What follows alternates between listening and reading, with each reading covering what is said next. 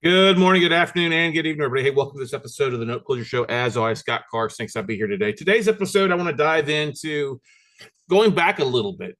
I don't know about you guys, but I like motivational movies. I'm a big movie fan. We like to go to the movies probably, I don't know, once at least a week with a new release and stuff like that. Get a season pass, so it's cheaper that way. But there are movies that mark spots in our lives. You know, it's like music can do the same thing. You hear music, you're instantly transported back to a memory. You know what I mean? Or it pops up from, makes you think about a concert you went to, or an event that you experienced, or something going on. I'll give you an example, like Quiet Ride, Bang Your Head. I always think I'm in the car with my buddies in high school, driving to the locker room, get ready for a football game. Or anytime I hear the band, the drums, not rum, playing, I think back to being in high school. I think about college and concerts and country songs, and how I hear Willie Nelson, I think of Green Hall and the gristmill place I worked at. But as an adult, there's movies that I absolutely love to watch, no matter when it's on. One of those, obviously, is The Shawshank Redemption. If it's on, I'll watch it no matter what's going on. Another one is a movie called The Cinderella Man. And if you haven't seen it, it's an amazing movie that was out in 2004. Originally, that's when it came out, 2004, 2005. It stars a couple stars you might be familiar with in Russell Crowe, previously from Gladiator. Stars alongside him, Renee Zellweger, as well as his wife. And the story is about the American boxer back in the Depression era known as JJ Braddock, the Bulldog of Burgundy, New York. Okay, and JJ and his wife made, there's an actual photo of him here. He was a boxer, all right? His first 44 fights were really good. He was 42-2, 40 wins, 2 losses by decision, and 2 draws. And that went very well for him. But the movie talks about his life and how he's on the rise. He fought for a championship, but got beat. And then the depression kicked in, and he lost some fights. He started losing the next 30. He was horrible, like 11-20. He even lost his boxing license. They took it away from him because it was a no contest. And he suffered that because of some injuries. He couldn't box. I mean, he was known basically for his right hand. His left had no power. And he was forced to go to work on the docks in New York, New Jersey. And we all know what happened during the Great Depression days of, 29 to 34, 35, stuff like that. It was a horrible time. And he was basically not quite starving, but barely getting by. And there's a lot of similarities with what's taking place in the country right now. A lot of people struggling to get by, thinking they're going to do one thing, and they're getting knocked down. Life is knocking them out and breaking their hands along the way. Well, for me, going back to 2009, 2010, I felt like that. Not that I was JJ Braddock boxing anything, but that I kept getting hit by life was knocking me down. I'd gotten divorced suddenly. The real estate market was in a downturn. I had projects that I thought would be great, that I thought would be home runs, that were just absolute knockout punches. I was getting KO'd by them. Didn't know what to do, didn't know when to turn. I moved into a rehab that we had, because that was the only place I was like, I need to move into this to try to make this some sort of positive, because it wasn't a good situation. I mean, it's one of those deals where you buy it, you think it's worth 300, 350. In the matter of 6 months, it drops to 150,000 because of the foreclosure market. And everybody's struggling, just like happened in the Great Depression. Now, I'm no JJ Braddock. I'll tell you that right now. I am no Russell Crowe either. But I can remember sitting in that house, not having cable, but I had TV and a DVD player. And if you've never watched this movie, I highly recommend you go out and watch it again, especially if you're feeling down, because I am not joking. I probably watched that movie 30 nights in a row. I'd put it on, I'd get a little bit of work done, but I would watch it because it is a motivational movie of one man overcoming tremendous odds, doing what he needs to do to get by, and then he's given a chance as some boxer that was in the a fight playoff, I guess you could say, to fight Max Baer, who was the champion at that time, gets cut, and Braddock's manager is able to get him a fight at the last minute. He wins that fight. He wins 2 other fights and then ends up fighting Max Baer for the heavyweight championship and ends up beating him in a big surprise. 3 big upsets. It's a great story in the movie. It's very realistic in what happened in real life about the actions of him, thrown in the ring within basically a few hours' notice, fighting, overcoming odds, and then he ends up winning the championship. And he held it for 2 years until he lost eventually to the legendary Joe Louis. And Joe Louis always calls JJ Braddock the most heroic man, most courageous man he ever fought. And Joe Louis would call JJ Braddock he called him champ. He would never call champ to anybody else, but he called JJ Braddock champ. That says a lot from Joe Louis. We all know who Joe Louis was, right? Amazing fighter. Actually, he beat the hell. It's the only time. Braddock knocked Joe Louis down in the first round, but Louis went on to beat him and knock him out. And so what I love this movie, absolutely love this movie, because it always brings a tear to my eye. The movie aspect of it and the relationship between JJ and his wife May, and the chemistry between Renee and Russell Crowe in the movie, and the ups and downs. If you've ever been there where you didn't have enough money to put, gas in your tank to get by, or you're eating ramen noodles for a week because you're waiting for things to go, a check to come in to pay for things, or you don't know where the next meal's coming from, this is a movie you all need to watch, because it really does show the true power of overcome adversity and believing in oneself.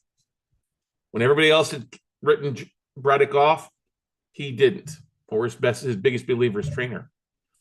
Even when his wife was against him to fight Max Baer, because Max Baer had killed 2 people in the ring, he still believed in himself and got it done and overcame the obstacles. And that's the meat he took on the post to Cinderella Man. It's a great book out about it.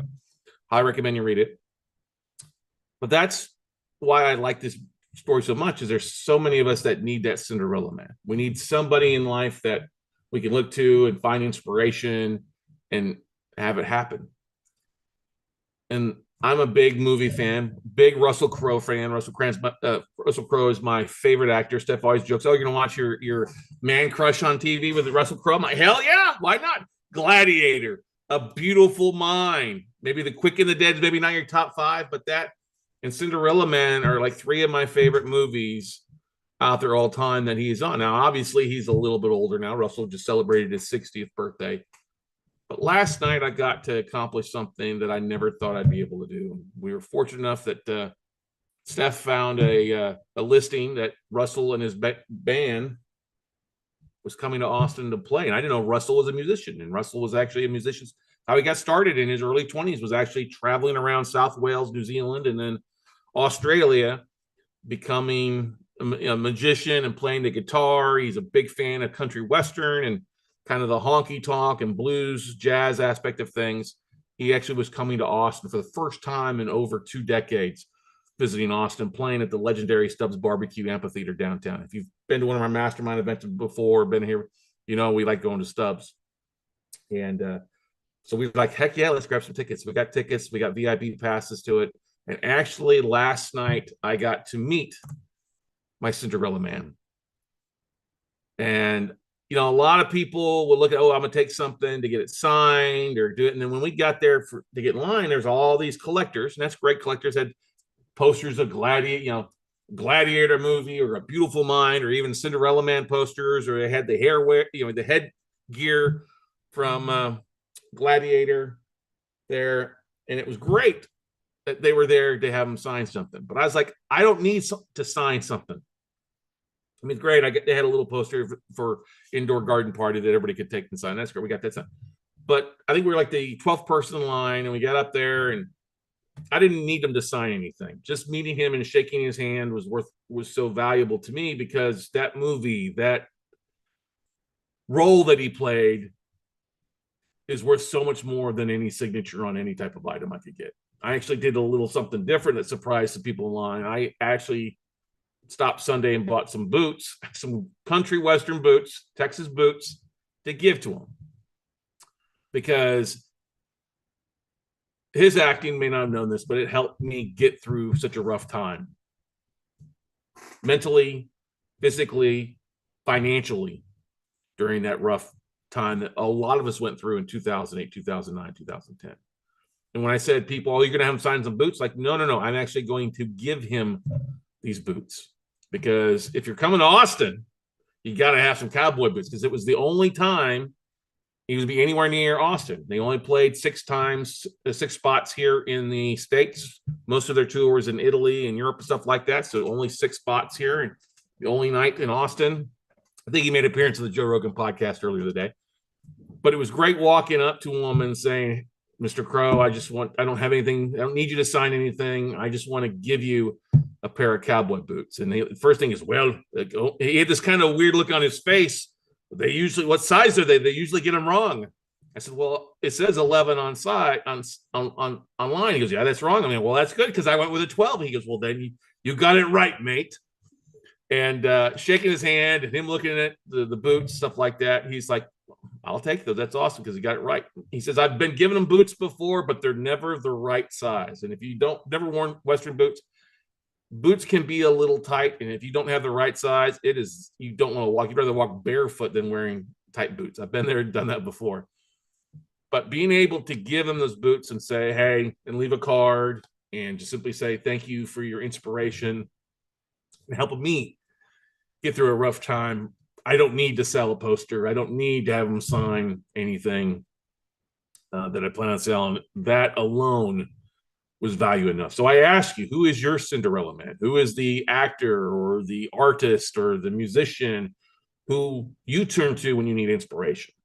Obviously, an Academy Award winner like Russell Crowe doesn't need boots from me. You know, all the money he's made over the decade far outseeds any boots I can give him. But he was gracious. I hope he wears them. They're black boots that'll go along with just about everything he wears. He shook my hand and said, thank you, mate. Just a chance to do that. And, that's the great thing. Everybody there was there to have him sign something for them. Me, I wanted to give him something, and there was another guy that gave him a little small bottle of bourbon, which is great. But he helped me walk in my shoes. Maybe I can help walk him in his shoes for a little while when it comes to that. And that whole experience was so worthwhile. What the cost was, it wasn't crazy. I didn't spend a fortune on the boots, because I didn't know they'd even let me in to Stubbs with the boots, but they did. And it was worthwhile getting to see one of my, I guess you'd say, heroes, not only in person, talk with him for a minute or two, but also see him perform. And it's interesting to see how big of a country western, Johnny Cash, Merle Haggard, Willie Nelson fan that he is. And that's kind of the music that I grew up with as well, and a big fan of that. But one of the great things about being an educator and teaching and doing what I've done for the last 20 years as well is when I do hear from my students, do hear from my listeners who tell me they reach out to me, don't need anything, but tell me that they find it valuable or was able to help them, or they comment on something. Those items to me are like gold. And so I just want to thank you for everybody else out there we've helped overcome an obstacle, been an inspiration, or helped you kick you in the butt a little bit gently to make things happen. And unbeknownst to me, when I was thinking about this episode, because I've been actually planning this episode for a couple of weeks when we bought tickets to it, I didn't know if I'd get a chance to meet him because he showed up late there to the signing. But I didn't realize that today also marks the 7-year anniversary of us launching the first episode of the Note Closure Show podcast. And this is episode 888, a little karma there.